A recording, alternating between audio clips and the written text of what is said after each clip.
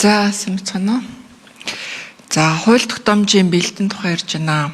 За энэ тал дээр нэг хүнсэн дээр нэг асуулт байна. Өнөөдөр бид нар ер нь хүнснийхээ чанарыг хэрэглэгчд маань ер нь хэр сайн мэдж байна. Гадуур энэ хорт хавдар өвчлөл бол маш ихсэн байж байгаа.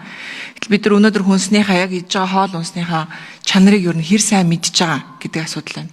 Маш олон хуулиуд байгаа л да, хүнсний тухай хууль, хүнсний аюулгүй байдал, за стандартын тухай хуулиуд гэж байж байгаа. Гэтэ бид нар энэ дэлгүүрээс авж байгаа бараа бүтээгдэхүүнийхээ гарал үүслийг ч гэсэн бид нар мэдж байгаа мó бүрэн дүүрэн. Аль малчны хотонд одоо бэлтгэгдсэн махс үеийн ямар вакцин хийлэгдсэн, ямар тээвэрлэлт хадгалалт туулчихсан.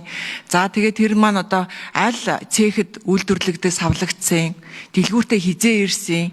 Энэ болгоныг бид нар мөшгөх одоо тогтолцоогоор иргэд маань бүгдийг нь одоо ингээ хараад баркодоор хараад ингээд хүнсний бүтээгдэхүүнээ хэрэглэх боломж байна уу?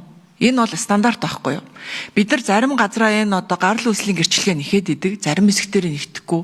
Ингийн бол стандарт ч мөрдөгдөхгүй байгаа.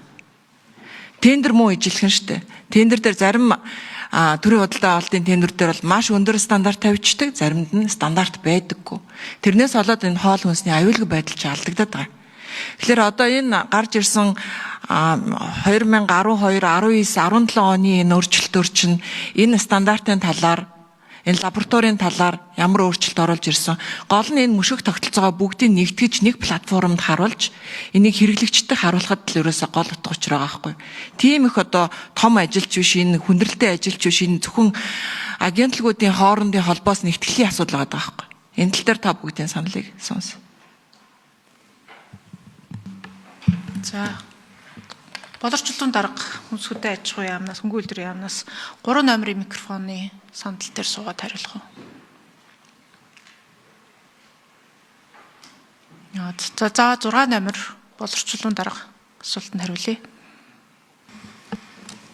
За хүнсгүтэй хөнгөн үйлдвэрийн яамны бодлого төлөвлөлтийн газрын дарга боловсролын за хүнслэгийн гишүүний асуултанд хариулт өгье.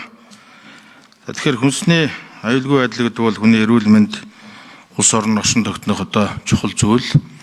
Тэгээ хүнсний тухай хуулийг бол 2012 оны 12 сарын 20-нд анх удаа одоо шинжилсэн хариулгаар баталснаас хойш нийтдээ өдөө хүртэл одоо 7 удаа нэмэлт өөрчлөлт орж явсан байдаг. За ингэж 7 удаа нэмэлт өөрчлөлт орохдоо бол 2023 онд импортын хүнсний одоо журмыг салах зохицуултаас бусд нь бол хууль тогтоомжид нийлүүлэх замаар одоо өөрчлөлтүүдийг оруулж явсан. Яг тухайлан хүнсний тухай хуульд одоо энэ хүнсний аюулгүй байдалтай холбоотой энэ зохицуултыг бол хийж ирээгүй байгаа.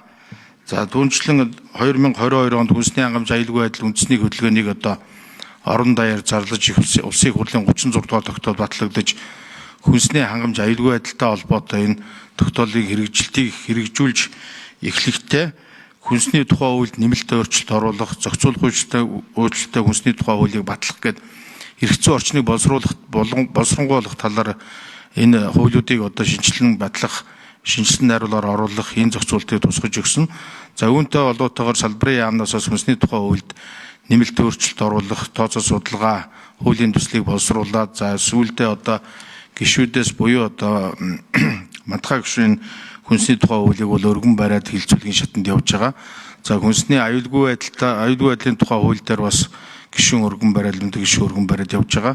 Тэгэхээр одоо бол мэдээж энэ бид одоо хүнсний хангамжийн асуудал бол дотоодын үйлдвэрлэл буюу импортын хамаарал гэсэн хоёр зүйлээс одоо бүрдэж байгаа. За импортын хүнсний хүнсэн дээр бол гайлын байгууллага ерөнхийдөө хяналтыг тавиад явж байгаа. За дотоодын хүнсэн дээр мэдээж одоо бид нар эрүүл аюулгүй хүнс идэж гинүү гэдэг дээр одоо малчны хотноос гарч байгаа малын махнаас эхлээд мөшөх тогтолцоог хэрэгжүүлж одоо хэрэглэгчийн ширээндээ тавих хүртэл энэ мөшөх тогтолцоог хэрэгжүүлэх чиглэлд бас олон ажлуудыг хийж байгаа боловч бас төдийлөн одоо 100% хэрэгжиж байгаа гэдэгт бол хэрэгжихгүй байгаад гэдэгтээ бол санал нэг байгаа. Тийм учраас энэ шинээр өргөн барьж байгаа хүнсний тухай хууль болон хүнсний аюулгүй байдлын тухай хуульд одоо эдгээр өөрчлөлтүүдийг зохицуултыг хийх талаар тодорхой одоо саналуудыг тусгаад ингээд одоо явж байгаа. За энэ хуулийн төслийг одоо шинээр батлуулснаар бидэнд одоо өнөөгийн нөхцөл байдалд үүсэт байгаа нөхцөл байдал дээр тодорхой алхмуудыг бас шийдвэрлэж